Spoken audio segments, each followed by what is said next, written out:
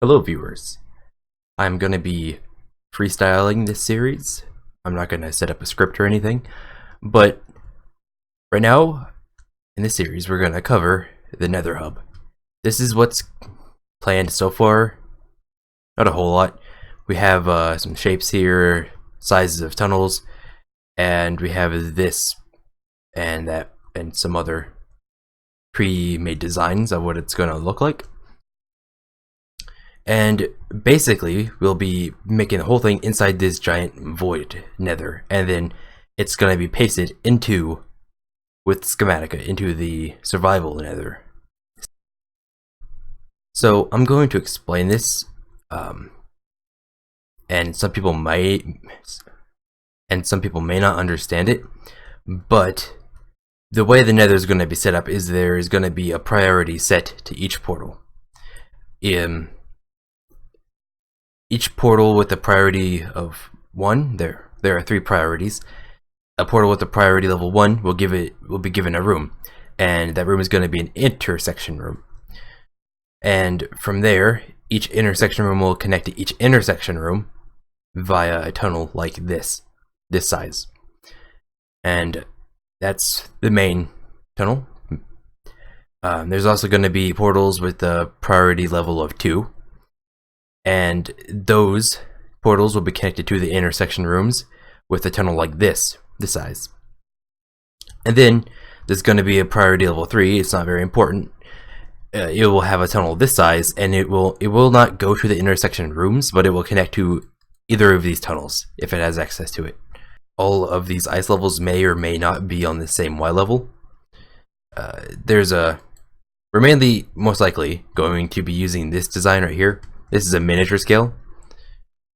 It has it's mainly a brick sewer system. Oh, and I guess I forgot to mention it, but what this is going to be based off of is going to be a frozen sewer system, and we're going to call it the Nether Web.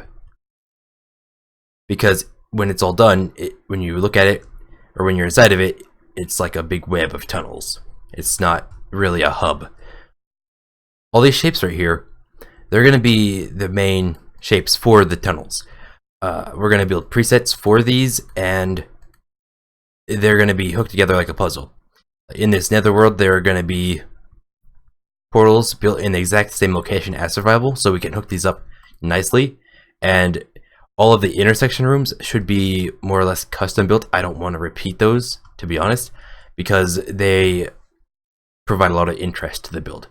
Having a lot of stuff repeat may get boring after a while. These tunnels are made for like easy elytra access. If you want to fly, use a lot of space. Maybe not for the smaller ones as much, but maybe that one, this one. There may be piston bolts at the bottom of these bigger ones. I don't know yet. Possibly. Don't know yet. These middle ones, probably not. If they do, maybe only one direction. I'm not sure as with that either. There's a design for a piston bolt. We're probably not going to use that one. I wouldn't want to. It takes up a lot of space. Right here is with the color palette. I haven't really used a whole lot of chiseled sandstone or polished diorite in these miniature builds, but maybe when we get the bigger ones made, we will. So I will be going through, and as I make one of these tunnels, I will talk to you why I make each decision, which each color and such, and hopefully I can just talk to you along as I do this. I forgot to mention, Nuke is a big help in this. He's gonna be doing a lot of the more technical stuff, redstone stuff. Over here is a second design.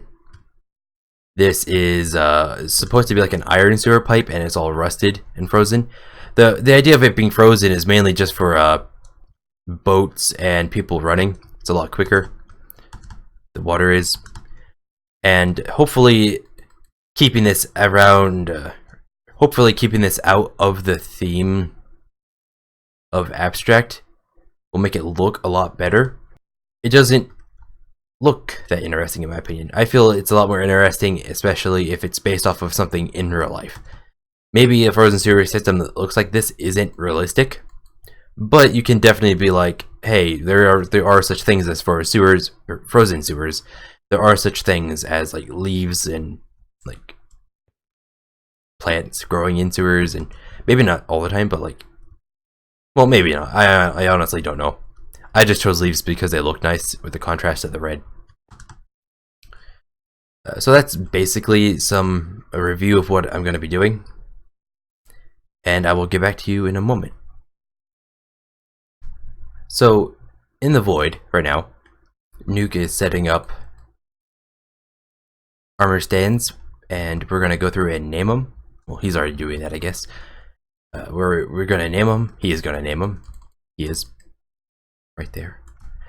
He's going to name them, and we're going to set up the portals on that X and Y, or X and Z. On the Y, we may build it up higher, probably, maybe a bit lower. I honestly don't know. That's the plan so far, and we gotta put the portals in on the correct Y. Okay, so I've got this made real quick. Let's go over my color palette. I have these bricks. These are going to be the main block, as you can see. To provide contrast is going to be the blue colored ice and the green leaves. This is a warm color, and these are two cool colors. They can provide a nice contrast. Nothing too drastic though. As you can tell, the bricks have the whiteness in it, and these are a bit more white, lighter colors. The green probably provides more contrast than the blue, maybe, in some areas. As an alternate to the bricks, I have this granite. It's supposed to make it look like it's fallen apart a bit more, maybe. Has sort of the same colors. Orangish red, doesn't really matter too much there. There's this polished granite. There's these bricks. As you can see, they make up the arches right there. I also have polished andesite down here. It may be used as an alternate form of bricks, maybe just a bigger brick or something. If I want to make it look a bit stronger, have less segments, but still segmented off like a panel or a brick. There's also this red sandstone. I may or may not use this. On the smaller designs over there, I didn't really use it at all. I don't think so. I did over there. Anyway, I'm probably not going to use that a whole lot. If I do, it's going to be a very little amount. I also have this diorite right here. This diorite, I don't know. It adds a nice contrast to the blue, or not contrast, but complement to the blue. I may or may not use it. I don't know yet. This this packed ice is supposed to represent more of a dense ice, like it's been frozen more longer. And I may use a diorite as an alternative to that, or even more so. Or I may use it as sort of like a frost if I can, because I know sometimes this diorite can look like sort of frosty leaves, frosty spruce leaves specifically.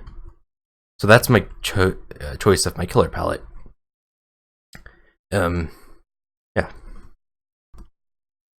Right here is one single segment of the biggest version of pipe. I think I'm going to do most of the biggest stuff with one segment, maybe two, maybe a diagonal one as well. Possibly a curved one, I don't know. There isn't going to be many different segments for these large ones. I don't think anyway. And so one of the first things I want to do is take some of this packed ice and come along these edges and make it just look a little bit more frosty, make it look like it's been frozen a lot longer. Down here is going to be the piston bolt redstone. I'm really not going to deal with that. I think Nuke is going to mess with that, as you can see down there. Yeah, let me do that real quick and I'll get back to you. Okay, now that that is done, what else can we do? I said I might use some of this diorite as a frost. I may do that after I get some of the leaves down. But there was one other thing I was wanting to try out, which I saw Nuke was kind of messing with over there. You can see him putting some stuff down. I want to put a couple layers over here for the structure, like this. Well, let me just say like this. Just make a couple segments together and maybe connect them somehow. I don't know yet, but just to make it look more supported. The one single thing wasn't looking like enough to hold up a giant mass of bricks. How about we put some stairs on this? There we go. And let's try to put something in between here.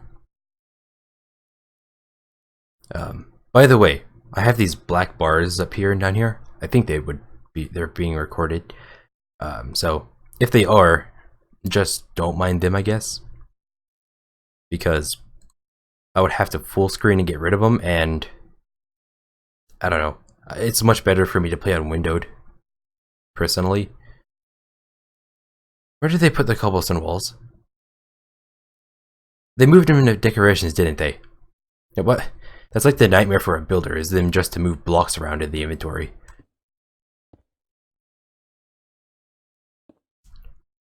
How does that look? Maybe something in between. I grab cobblestone stairs. I don't really want to use that, though. I choose cobblestone walls because they provide another layer of depth here. Maybe not that much, but it's better than no depth. And then this extra in between here has more depth. I was thinking iron bars. They, again, provide another layer of depth. Of depth. Yeah. Yeah, I like that. It's sticking out like that. Hopefully you guys don't mind the lag. I want to do a little bit of stuff on camera because I think it's just adds more. I don't know, I think it's more interesting than if I don't. Yeah, I mean, I don't know how to fix the lag much anyway. I could always just turn down my render distance.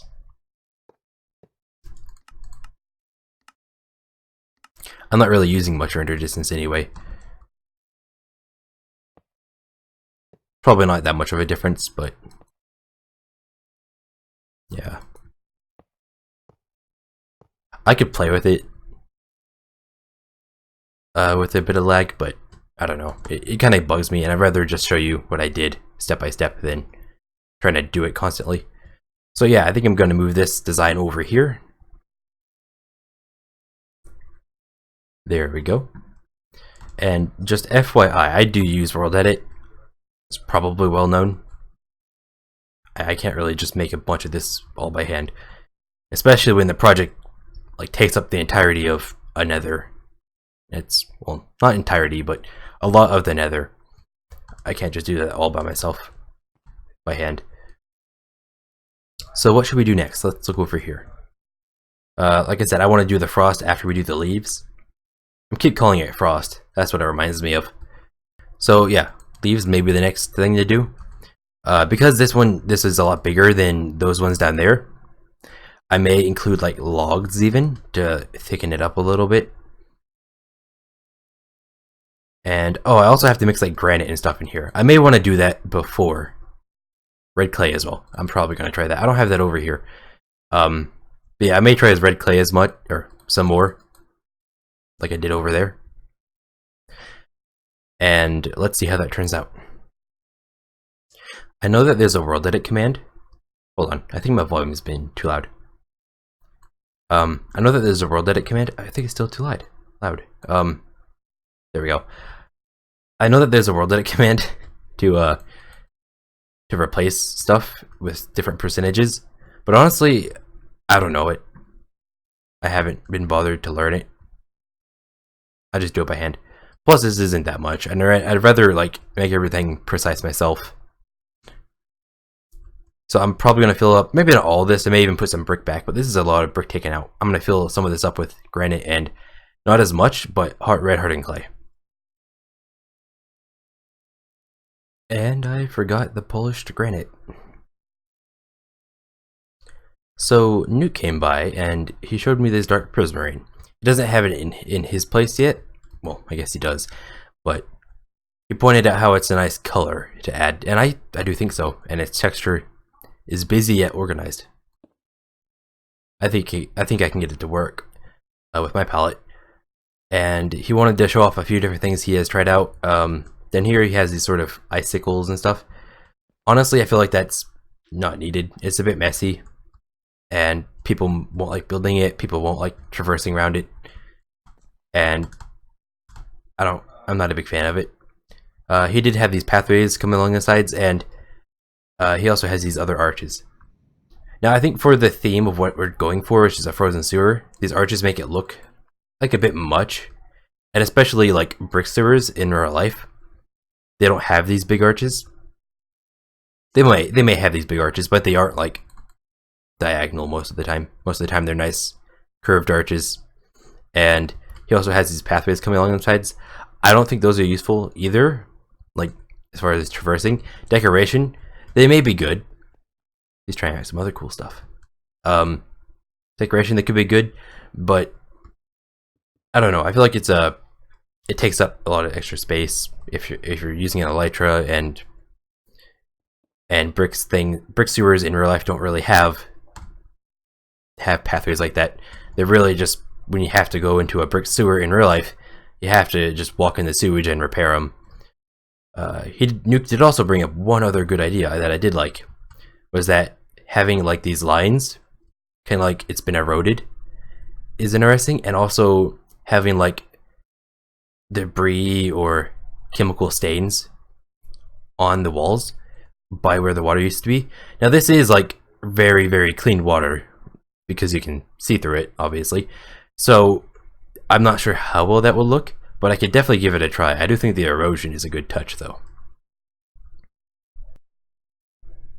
Anyway, so as far as the debris idea, that may like mess with my idea of having like sort of a frost on the edge, which, I mean, I think the frost adds a nice contrast. Debris idea, I don't know. I think before we do that, we should work on these vines, so let's get that done real quick. Did I call them vines? I guess sort of an ivy. Maybe vines, I don't know. Well, let's see how they turn out. Okay, so I think I want to put this dark prismarine behind these leaves to make it seem just a little bit darker, because if you see this little bit of red behind there, it may add a little bit of depth, some people could argue, but honestly with the bricks and how much time they cost to obtain, I think I'm going to have to replace them with something else, and this is where this dark prismarine can really help. I'm also going to remove the bricks behind here, the clay bricks behind these bricks, and probably replace this middle column or arch with maybe some, I don't know, let's see, what do we want to replace it with? Not clay, that's not going to help the problem. I don't want to put more stone bricks, that does add some color variety. Maybe a darker color, we don't have much dark colors in here. Let's try this black hardened clay. Should I do it on camera or off? Let's do a little side on camera. And I can just, if I like it, do it the rest off camera. Okay, let's see how this looks. I like that. I really do. I think the darkness adds a lot of depth to it. Contrast. The contrast adds depth. So I think I'm gonna put these behind the leaves and that behind there. You aren't gonna see much progress visually, but let's see how it looks in a moment. Okay, so I got that done. Got this black hardened clay in, and I have the dark prismarine in. It's pretty ugly on the outside right now, and yeah, got this side done too. So what should we do next? I mean, we could try adding this sort of frosty look to it. There's also that waist line. I don't think I'm gonna try that because I think it's a bit much, to be honest. I do want to say one other thing.